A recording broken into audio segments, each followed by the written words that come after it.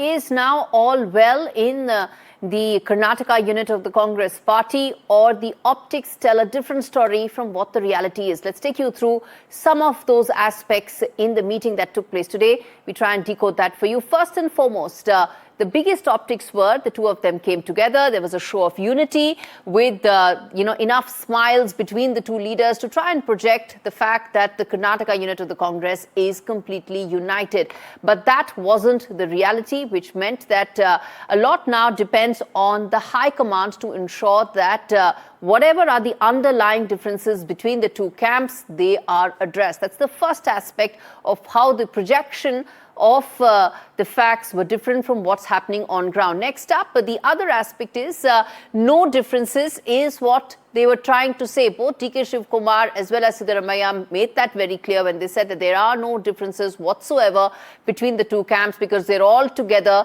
and they are focused on first the local body polls and then the next elections in 2028. But the reality is that D.K. Shivakumar and his camp are very clear that that power transfer needs to take place. That secret pact that has been doing the rounds the last couple of days is now an underlying issue, and that needs to be addressed. The third equally important aspect of how the optics really belie what's happening on ground is that they said that there are no factions, that there is a single Congress unit, all of them together, and they want to take on the BJP collectively. That's what the messaging was from both Siddaramaiah and D.K. Shivakumar. But the fact is that they are now both relying on the Congress central leadership to take a final call. K.C. Venugopal brought them together for a breakfast meeting, and now both of them are waiting. That is, both D.K. Shivakumar and Siddaramaiah are acutely aware that the central Congress leadership is where this is going to be addressed. So optics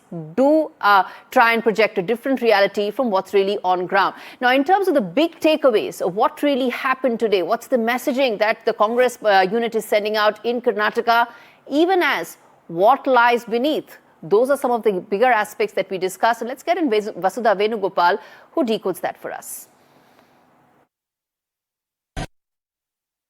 The Chief Minister of Karnataka, Siddaramaiah, and Deputy Chief Minister of Karnataka, D.K. Shivakumar, who have been warring for several weeks now for that CM's chair, held a joint press conference today after the breakfast, after a hearty breakfast of Kesari Bhat and Upma, and both of them projected a collective sense of unity. They focused on talking about defeating the BJP. They talked about 2028 assembly polls, bringing the Congress back in the state of Karnataka, and also 2029, where they spoke about how the Congress will improve its chances, and both of them will work together for that.